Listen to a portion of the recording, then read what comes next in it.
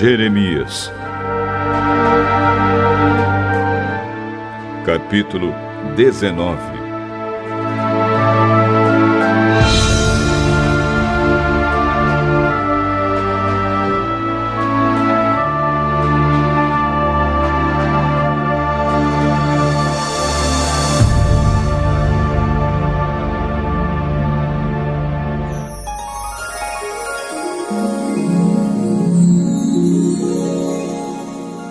O Senhor Deus me disse que fosse comprar um pote de barro.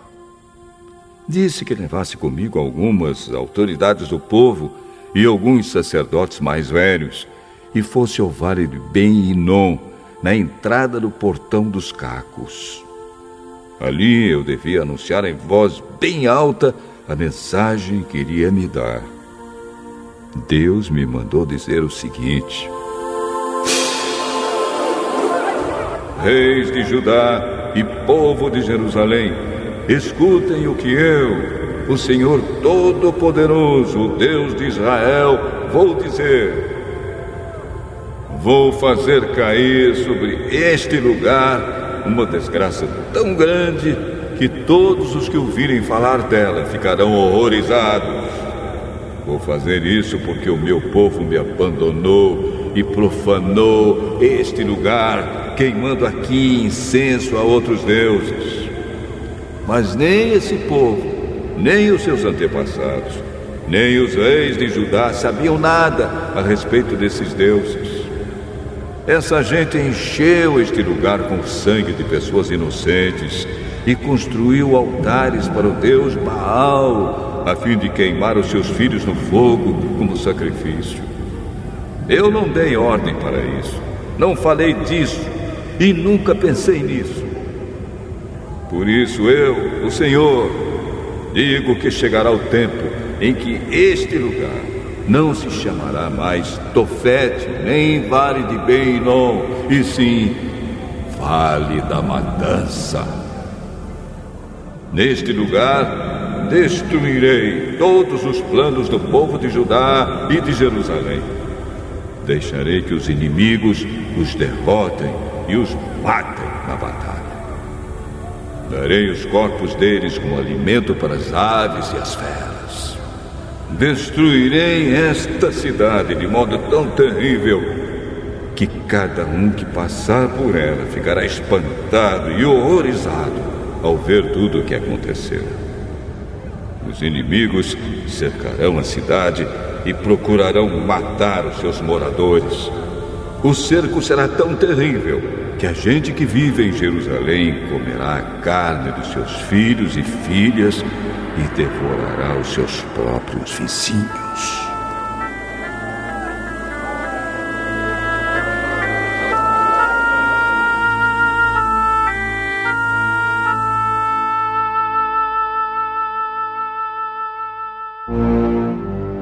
Então o Senhor me mandou quebrar o pote na frente dos homens que haviam ido comigo. E mandou dizer-lhes que o Senhor Todo-Poderoso tinha dito o seguinte: como se quebra um pote e ele não pode mais ser consertado, assim eu quebrarei este povo e esta cidade. Os seus mortos terão de ser enterrados até mesmo em Tofete, pois não haverá outro lugar para enterrá-los. Tratarei esta cidade e os seus moradores assim. Farei com que ela fique como o vale de Tofete. Sou eu, o Senhor, quem está falando. As casas de Jerusalém e as casas dos reis de Judá ficarão imundas como o vale de Tofete. Também ficarão imundas todas as casas onde queimaram incenso no terraço para adorar as estrelas e onde derramaram bebidas como oferta a outros deuses.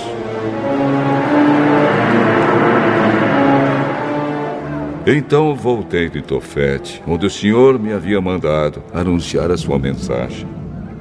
Fui ao pátio do templo, fiquei de pé ali e falei a todo o povo que o Senhor Todo-Poderoso, Deus de Israel, tinha dito o seguinte: vocês são teimosos e não querem ouvir o que eu digo. Por isso, farei cair sobre esta cidade e sobre todos os povoados vizinhos toda a desgraça que prometi.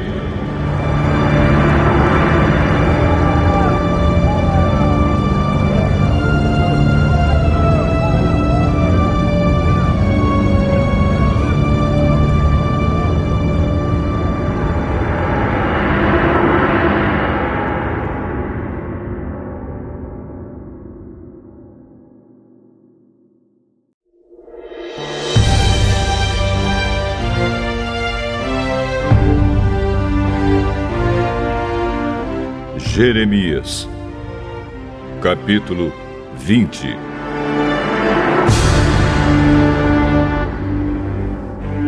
Pazur, filho de Imer, era sacerdote e chefe dos serviços do templo. Ele me ouviu dizer essas coisas e por isso mandou que eu fosse surrado e preso com correntes no portão de Benjamim, o portão de cima que dá para o templo. Na manhã seguinte, depois que Pazur me soltou das correntes, eu disse: o Senhor Deus mudou seu nome de Pazur para terror por todos os lados. O Senhor mesmo disse: Pazur, eu farei com que você seja um terror para você mesmo e para todos os seus amigos. Todos eles serão mortos pelas espadas dos inimigos deles. E você vai ver isso. Todo o povo de Judá será dominado pelo rei da Babilônia. Ele vai levar alguns para a Babilônia como prisioneiros e mandará matar outros. Deixarei que os inimigos levem embora toda a riqueza desta cidade.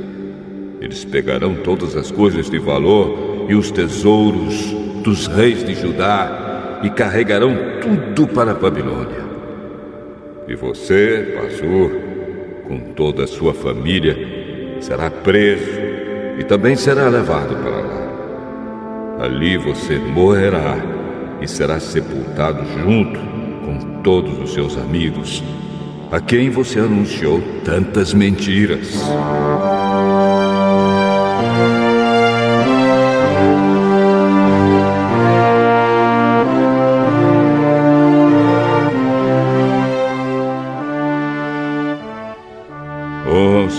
Senhor Deus, tu me enganaste e eu fiquei enganado. Tu és mais forte do que eu e me dominaste. Todos zombam de mim, caçoando o dia inteiro. Cada vez que falo, tenho de gritar e anunciar violência, destruição. Oh, Senhor, eles me desprezam e zombam de mim o tempo todo porque anuncio a tua mensagem. Mas quando penso, vou esquecer o Senhor e não falarei mais em seu nome, então a tua mensagem fica presa dentro de mim e queima como fogo no meu coração. Estou cansado de guardá-la e não posso mais aguentar. Ouço as multidões cochichando. Há terror por todos os lados. E dizem: acusem Jeremias. Vamos denunciá-lo. Até os meus amigos íntimos esperam que eu tropece. Eles dizem: talvez ele caia numa armadilha. Então, nós o pegaremos e nos vingaremos. Mas tu, ó Senhor, estás comigo e és forte e poderoso. Os que me perseguem tropeçarão e nunca vencerão. Eles ficarão muito envergonhados por causa do seu fracasso. A desgraça deles não acabará e nunca será esquecida. Assim, ó Senhor Todo-Poderoso, Com justiça, tu nos pões à prova, pois sabes o que está na nossa mente e no nosso coração. Deixa que eu veja a tua vingança contra os meus inimigos, pois coloquei a minha causa nas tuas mãos. Cantem ao Senhor Deus, louvem o Senhor, porque Ele livra os pobres do poder dos maus. Maldito seja o dia em que eu nasci. Esqueçam o dia em que a minha mãe me deu à luz. Maldito seja o homem que alegrou meu pai quando lhe deu esta notícia. É menino, você tem um filho. Que esse homem seja como as cidades que o Senhor Deus destruiu sem dó. Que ele ouça gemidos de dor pela manhã e gritos de batalha ao meio-dia, porque não me matou antes de eu nascer. Pois assim a barriga da minha mãe teria sido a minha sepultura e eu nunca teria nascido. Por que nasci? Será que foi só para ter tristeza e dor e acabar a minha vida na desgraça?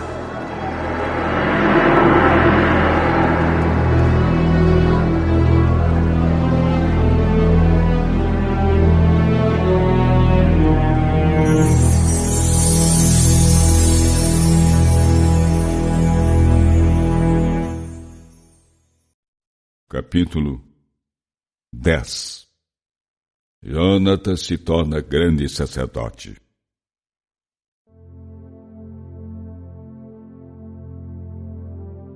No ano 160 da era grega, Alexandre Epífanes, filho de Antíoco, foi e tomou a cidade de Ptolemaída.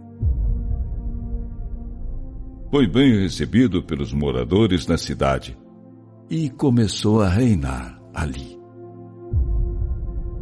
Quando o rei Demétrio Sóter ouviu falar sobre isso, organizou um enorme exército e marchou com as suas tropas, a fim de lutar contra Alexandre. Ao mesmo tempo, Demétrio escreveu a Jonatas uma carta cheia de palavras de amizade e de elogios. Pois ele pensava assim: vamos fazer paz com Jonatas antes que ele faça paz com Alexandre, e os dois fiquem juntos contra nós. Pois ele não vai esquecer de todas as coisas más que fizemos contra ele, contra os seus irmãos e contra o seu povo. Assim, Demétrio deu a Jonatas o direito de formar exércitos e armá-los, e de tornar-se seu aliado. E Demétrio ordenou também que os reféns que estavam na fortaleza do templo fossem entregues a Jonatas. Aí, Jonatas foi a Jerusalém e leu a carta em voz alta para todo o povo e para os soldados que estavam na fortaleza. Os soldados ficaram com muito medo quando ouviram dizer que o rei tinha dado a Jonatas autorização para organizar um exército e, por isso, entregaram os reféns a ele. E ele os mandou de volta para suas famílias. Jonatas ficou morando em Jerusalém e começou de novo a construir e a fazer reformas na cidade. Deu ordem aos encarregados das obras para usarem pedras trabalhadas, tanto para reconstruir as muralhas como para construir uma defesa ao redor do Monte Sião. E assim foi feito. Os soldados estrangeiros que estavam nas fortalezas que Bactris tinha construído fugiram. Todos foram embora, cada um para sua própria terra. Só em Bet-sur é que ficaram alguns dos judeus que tinham abandonado a lei de Moisés e os seus mandamentos. Bet-sur era o único lugar onde podiam estar seguros. O rei Alexandre ouviu falar sobre as promessas que Demétrio tinha feito a Jonatas. E lhe contaram também sobre as batalhas em que Jonatas e os seus irmãos tinham lutado, sobre os seus atos de coragem e sobre as situações difíceis por que tinham passado. Aí o rei disse: Onde é que vamos encontrar um homem igual a este? Vamos fazer com que ele vire nosso amigo e aliado. Então escreveu uma carta a Jonatas. Nessa carta, ele dizia o seguinte: o rei Alexandre envia saudações ao seu irmão Jonatas. Ouvimos falar que você é um homem corajoso e valente e que merece a honra de ser amigo do rei. Portanto, hoje, nós o pomos como o grande sacerdote do seu povo e lhe damos o título de amigo do rei. De hoje em diante, você defenderá as nossas causas e será sempre nosso amigo. E Alexandre enviou a Jonatas um manto de púrpura e uma coroa de ouro. No 7º mês do ano 160 da era grega, durante a festa das barracas, Jonatas vestiu o manto sacerdotal. Organizou um exército e mandou fazer uma enorme quantidade de armas. A carta de Demétrio. Quando Demétrio soube de tudo isso, ficou triste e disse: como é que fomos deixar que Alexandre conseguisse a amizade e o apoio dos judeus? Eu também vou escrever uma carta de amizade e prometer a eles homenagens e presentes, a fim de tê-los ao nosso lado. E Demétrio escreveu aos judeus a seguinte carta: o rei Demétrio envia saudações à nação dos judeus. Ficamos muito contentes com a notícia de que vocês têm respeitado os acordos que fizeram conosco, que ainda são nossos amigos e que não passaram para o lado dos nossos inimigos. Agora, continuem a ser fiéis amigos nossos, e nós pagaremos a vocês muito bem por tudo o que fizerem a nosso favor. Não terão de pagar muitos impostos, e nós daremos presentes a vocês. De agora em diante, vocês e todos os judeus não precisam mais pagar o imposto de renda, a taxa do sal e os impostos especiais que são do rei.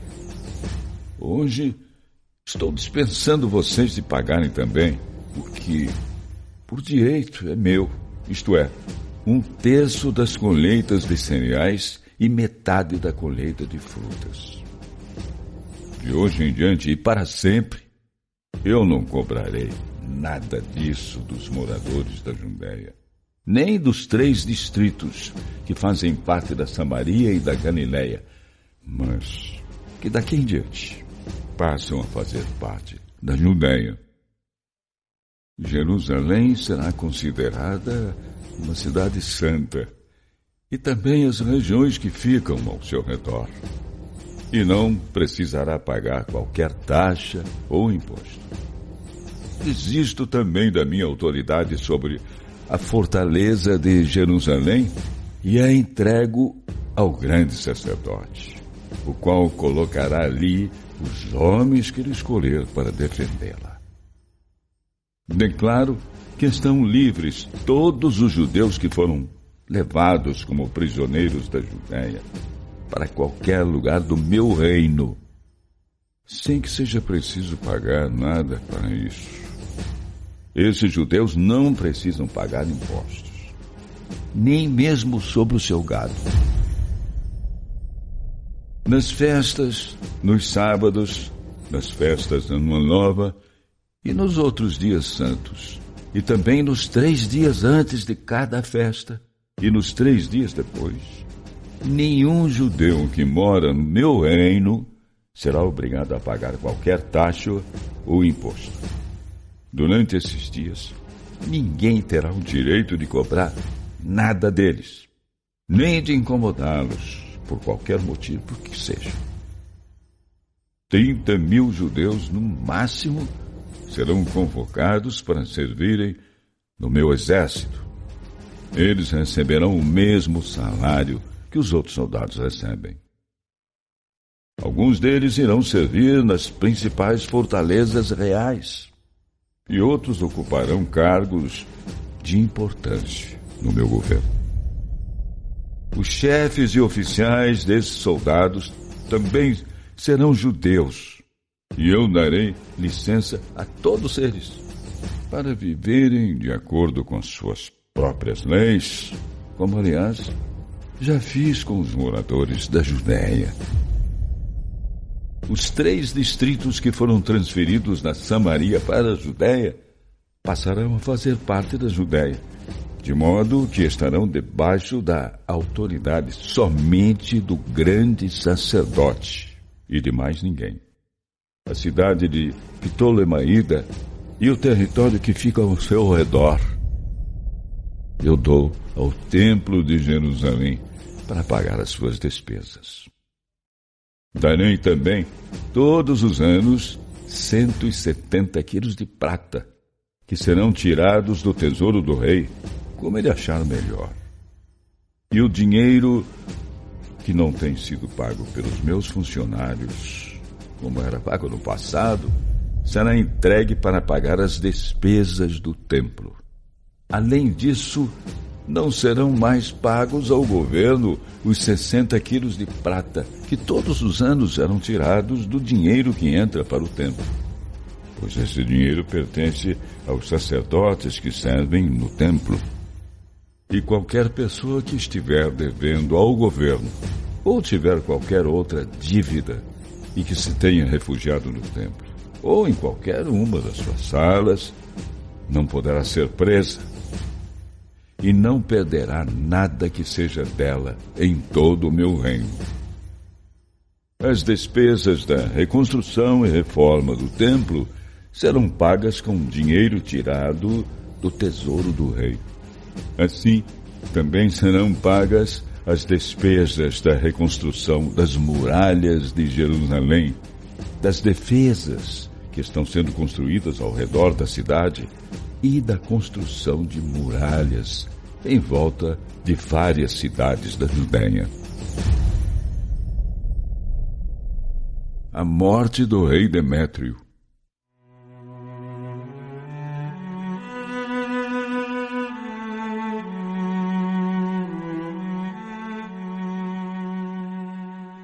Quando Jonatas e o povo ouviram a leitura da carta, duvidaram da sinceridade da proposta de Demétrio e não acreditaram nela, pois ainda lembravam do terrível mal que ele havia feito a eles e como ele os tinha perseguido cruelmente.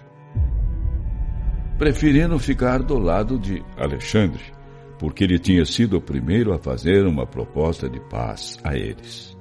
Por isso, os judeus foram aliados de Alexandre até o fim da vida dele. O rei Alexandre juntou um enorme exército e acampou com ele em frente de Demétrio e do seu exército. A batalha entre os 2 reis começou. E os soldados de Demétrio fugiram. Alexandre e os seus soldados os perseguiram e derrotaram. Demétrio continuou a atacar ferozmente, mas, naquele mesmo dia, ele foi morto.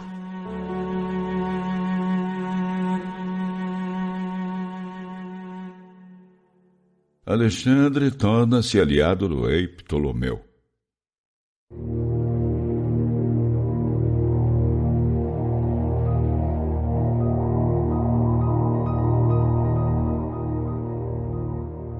Alexandre enviou mensageiros ao rei Ptolomeu Filométor, do Egito, com a seguinte mensagem: Eu voltei ao meu reino, sentei-me no trono dos meus antepassados e comecei a reinar. Derrotei Demétrio e assim firmei o meu poder como rei. Lutei contra ele e o venci. O exército dele foi derrotado pelo nosso e eu me tornei rei também do reino dele. Agora vamos ser amigos. Dê-me sua filha para ser minha esposa e assim eu serei seu genro. E darei presentes a você e a ela, como vocês merecem. O rei Ptolomeu mandou a seguinte resposta: foi um dia feliz aquele em que você voltou para a terra dos seus antepassados e se sentou no trono deles. Concordo com tudo que você propôs, mas vamos nos encontrar em Ptolemaída para nos conhecermos pessoalmente. E como você pediu, eu serei seu sogro. No ano 162 da era grega, Ptolomeu saiu do Egito com sua filha Cleópatra e foi até Ptolemaída. Ali se encontrou com o rei Alexandre e lhe deu sua filha como esposa. E como os reis costumam fazer, ele deu uma grande festa de casamento.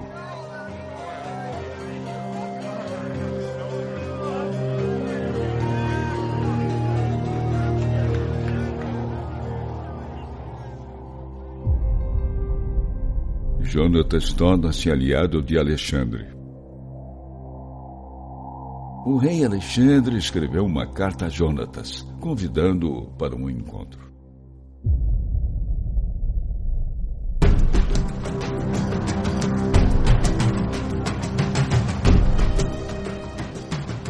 Com muita festa e grandes comemorações, Jonatas foi a Ptolemaída e encontrou-se com Alexandre e Ptolomeu.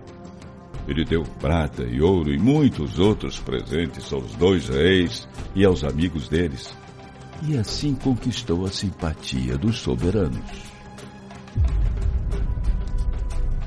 Chegou de Israel um bando de sujeitos ordinários, que eram judeus apóstatas, e eles começaram a fazer acusações contra Jonatas, mas Alexandre não deu a menor atenção ao que eles disseram. Mandou que tirassem as roupas de Jonatas e que o vestissem com roupas de púrpura.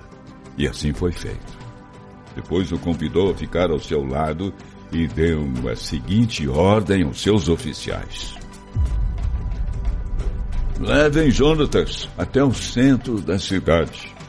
E ali anunciem ao povo que ninguém poderá acusá-lo de nada, nem poderá incomodá-lo por qualquer razão. Os homens que tinham vindo para acusar Jonatas viram como ele estava sendo homenageado, ouviram o anúncio a respeito dele e viram também as roupas de púrpura que ele estava usando. Então, fugiram todos. E o rei Alexandre prestou a Jonatas ainda mais homenagens. Pôs o nome dele na lista dos primeiros amigos do rei e lhe deu o cargo de governador militar e civil da província da Judéia. E Jonatas voltou para Jerusalém são e salvo e muito alegre.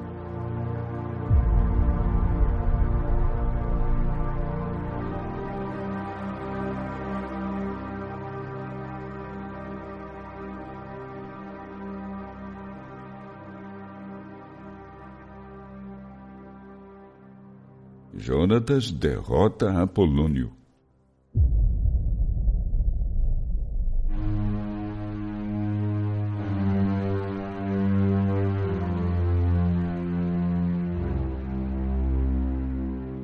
No ano 165 da era grega, Demétrio Nicator, filho de Demétrio Sóter, partiu da ilha de Creta e foi para a Síria, a terra dos seus antepassados.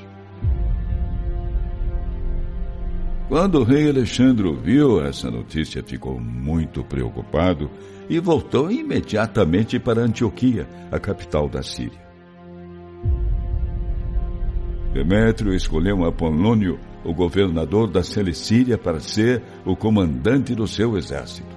Apolônio juntou um enorme exército e acampou com ele em frente da cidade de Jâmnia. Então escreveu ao grande sacerdote Jonatas a seguinte carta: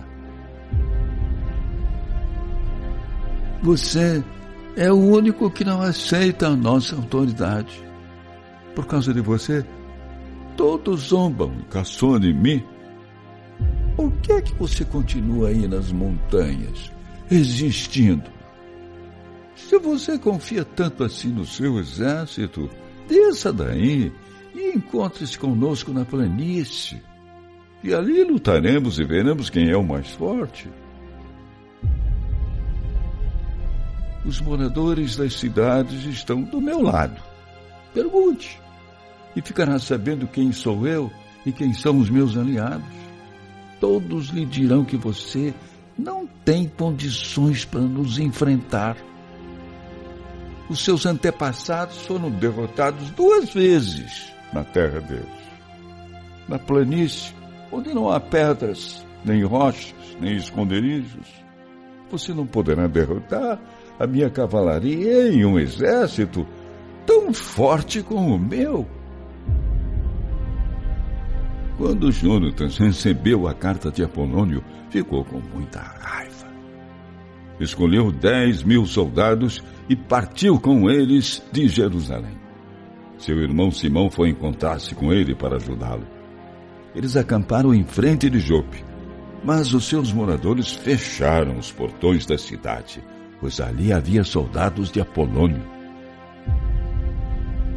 Quando Jonatas e Simão começaram o ataque, os moradores de Jope ficaram com medo e abriram os portões. Assim, Jonatas tomou Jope. Quando Apolônio viu essa notícia, juntou 3.000 soldados de cavalaria e um exército enorme e marchou na direção da cidade de Azoto, fazendo de conta que estava indo mais para o sul. Ao mesmo tempo, ele avançou pela planície, pois confiava na sua poderosa cavalaria. Mas deixou para trás 1.000 soldados de cavalaria, escondidos num lugar de onde poderiam atacar os inimigos por trás. Jonatas perseguiu Apolônio até Azoto, onde os 2 exércitos começaram a lutar.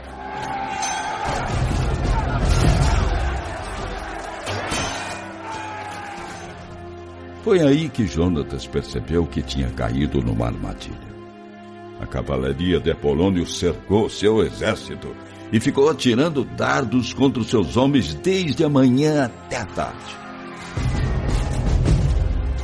Mas os soldados de Jonatas ficaram firmes, obedecendo às ordens dele, e a cavalaria dos inimigos acabou ficando cansada.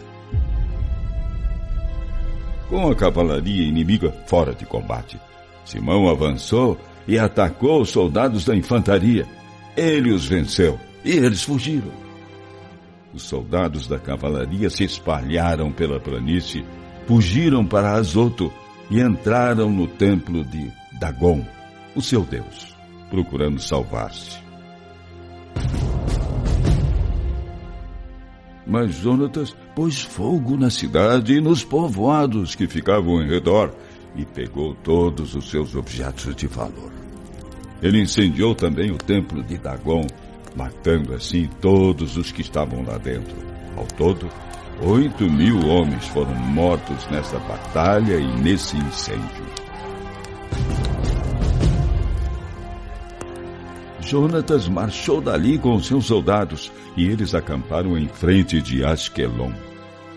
Os moradores da cidade saíram e com muita festa e grandes comemorações foram se encontrar com ele.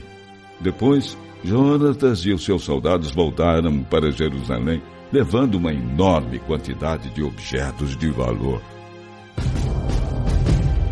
Quando o rei Alexandre recebeu a notícia de tudo isso, prestou ainda maiores homenagens a Jonatas.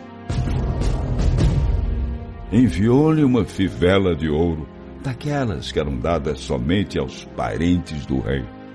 Entregou-lhe também a cidade de Ecrom e os povoados que ficavam em seu redor, para serem propriedade dele.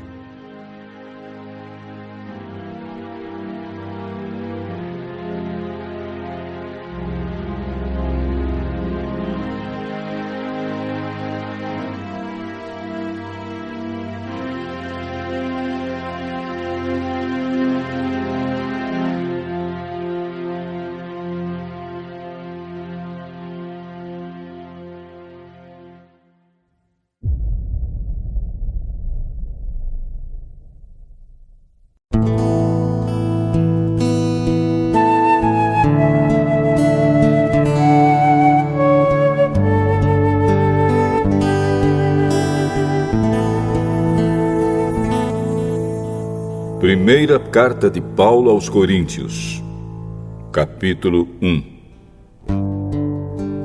Eu, Paulo, que fui chamado pela vontade de Deus para ser apóstolo de Cristo Jesus, escrevo, junto com o irmão Sóstenes, esta carta à Igreja de Deus que está na cidade de Corinto. Escrevo a todos os que, pela sua união com Cristo Jesus, foram chamados para pertencerem ao povo de Deus. Esta carta é também para aqueles que em todos os lugares adoram o nosso Senhor Jesus Cristo, Senhor deles e nosso. Que a graça e a paz de Deus, o nosso Pai, e do Senhor Jesus Cristo estejam com vocês. Eu sempre agradeço ao meu Deus por causa da graça que Ele tem dado a vocês por meio de Cristo Jesus.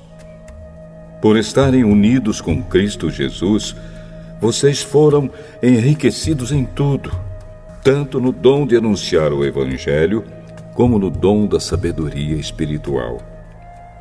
A mensagem a respeito de Cristo está tão firme em vocês, que vocês não têm deixado de receber nenhum dom espiritual enquanto esperam a vinda do nosso Senhor Jesus Cristo. Cristo vai conservá-los firmes até o fim, para que no dia da volta do nosso Senhor Jesus Cristo, vocês não tenham culpa de nada.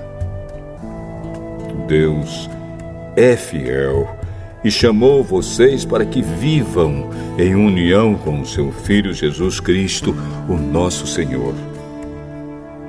Irmãos, peço pela autoridade do nosso Senhor Jesus Cristo que vocês estejam de acordo no que dizem e que não haja divisões entre vocês. Sejam completamente unidos num só pensamento e numa só intenção. Pois, meus irmãos, algumas pessoas da família de Cloé me contaram que existem brigas entre vocês. O que eu quero dizer é isto: cada um de vocês diz uma coisa diferente. Um diz, eu sou de Paulo. Outro, eu sou de Apolo. Outro, eu sou de Pedro. E ainda outro, eu sou de Cristo. Por acaso Cristo foi dividido em várias partes? Será que Paulo morreu crucificado em favor de vocês? Ou será que vocês foram batizados em nome de Paulo? Graças a Deus que eu não batizei nenhum de vocês, a não ser Crispo e Gaio. Assim ninguém pode dizer que vocês foram batizados em meu nome. Ah, sim. Batizei também Estéfanas e a família dele. Mas não lembro de ter batizado mais ninguém. Pois Cristo não me enviou para batizar, mas para anunciar o Evangelho, e anunciá-lo sem usar a linguagem da sabedoria humana, para não tirar o poder da morte de Cristo na cruz. De fato, a mensagem da morte de Cristo na cruz é loucura para os que estão se perdendo. Mas para nós, que estamos sendo salvos, é o poder de Deus. Pois as Escrituras Sagradas dizem: destruirei a sabedoria dos sábios e acabarei com o conhecimento dos instruídos. Então, o que poderão dizer os sábios e os instruídos? O que vão dizer os grandes oradores deste mundo? Deus tem mostrado que a sabedoria deste mundo é loucura. Pois Deus, na sua sabedoria, não deixou que os seres humanos o conhecessem por meio da sabedoria deles. Pelo contrário, resolveu salvar aqueles que creem, e fez isso por meio da mensagem que anunciamos, a qual é chamada de louca.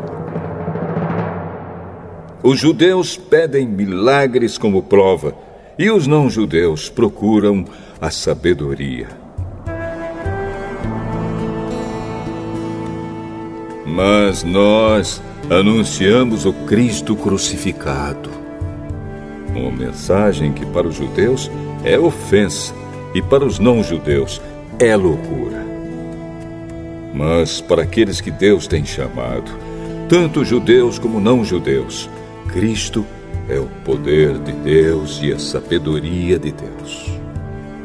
Pois aquilo que parece ser a loucura de Deus é mais sábio do que a sabedoria humana.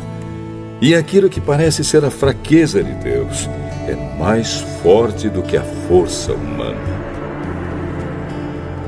Agora, meus irmãos, lembrem do que vocês eram quando Deus os chamou. Do ponto de vista humano, poucos de vocês eram sábios ou poderosos ou de famílias importantes. Para envergonhar os sábios, Deus escolheu aquilo que o mundo acha que é loucura. E para envergonhar os poderosos, Ele escolheu o que o mundo acha fraco. Para destruir o que o mundo pensa que é importante, Deus escolheu aquilo que o mundo despreza, acha humilde e diz que não tem valor. Isso quer dizer que ninguém pode ficar orgulhoso, pois sabe que está sendo visto por Deus. Porém, Deus uniu vocês com Cristo Jesus e fez com que Cristo seja a nossa sabedoria. E é por meio de Cristo que somos aceitos por Deus, nos tornamos o povo de Deus e somos salvos. Portanto, como as Escrituras Sagradas dizem, quem quiser se orgulhar, que se orgulhe daquilo que o Senhor faz.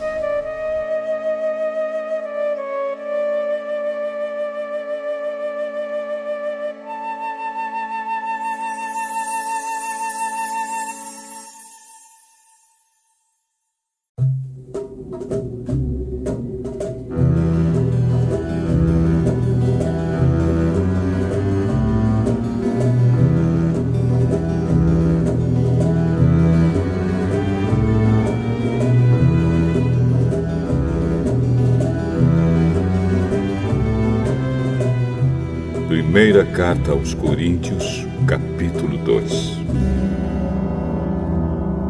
Meus irmãos, quando fui anunciar a vocês a verdade secreta de Deus, não usei muitas palavras nem grande sabedoria, porque quando estive com vocês, resolvi esquecer tudo, a não ser Jesus Cristo e principalmente a sua morte na cruz.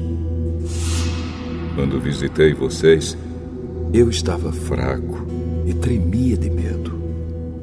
O meu ensinamento e a minha mensagem não foram dados com a linguagem da sabedoria humana, mas com provas firmes do poder do Espírito de Deus. Portanto, a fé que vocês têm não se baseia na sabedoria humana, mas no poder de Deus. Porém, para os que são espiritualmente maduros, anunciamos uma mensagem de sabedoria. Mas não é de uma sabedoria deste mundo, nem a dos poderes que o governam e que estão perdendo o seu poder. A sabedoria que anunciamos é a sabedoria secreta de Deus, escondida dos seres humanos, a sabedoria que o próprio Deus, antes mesmo da criação do mundo, já havia escolhido para nossa glória. Nenhum dos poderes que agora governam o mundo conheceu essa sabedoria. Pois, se a tivessem conhecido, não teriam crucificado o glorioso Senhor. Porém, como dizem as Escrituras Sagradas, o que ninguém nunca viu nem ouviu, e o que jamais alguém pensou que podia acontecer, foi isso o que Deus preparou para aqueles que o amam.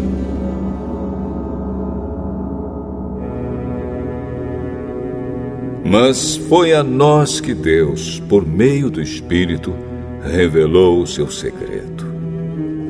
O Espírito Santo examina tudo, até mesmo os planos mais profundos e escondidos de Deus.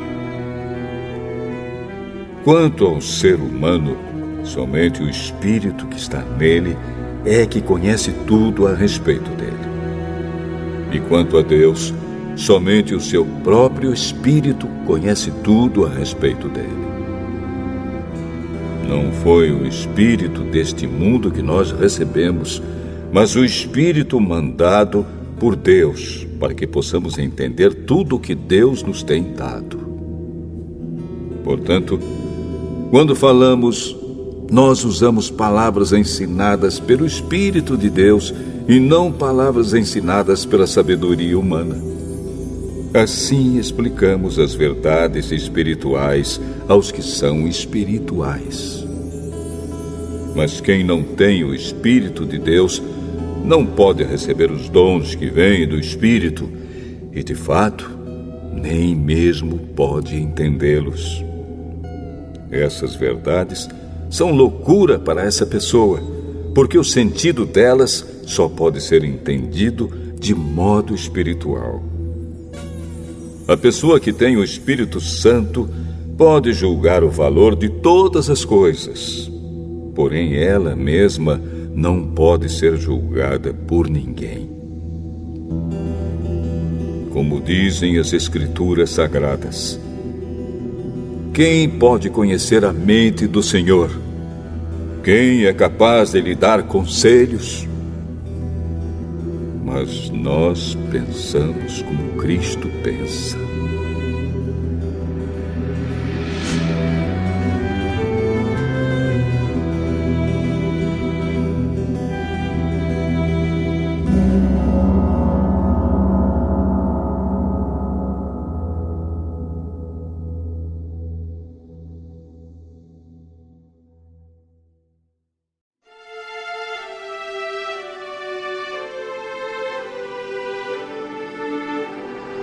Salmo 113.